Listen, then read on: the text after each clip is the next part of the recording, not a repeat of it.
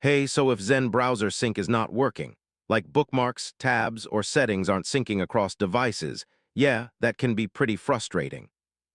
This usually happens because of login issues, network problems, or sync settings being disabled. In this guide, I'll show you how to fix Zen Browser Sync not working step by step. All right, first, make sure all your devices have a stable internet connection because Sync needs active connectivity. Now sign out of your Zen browser account and log back in to refresh Sync authentication. Make sure Sync is actually turned on for bookmarks, history, and settings. Close Zen browser completely and reopen it to reset the sync process. Outdated versions may cause sync issues, so make sure your browser is fully updated. Incorrect system time can break sync authentication between devices. VPNs or proxies can interfere with cloud sync connections, so turn them off temporarily.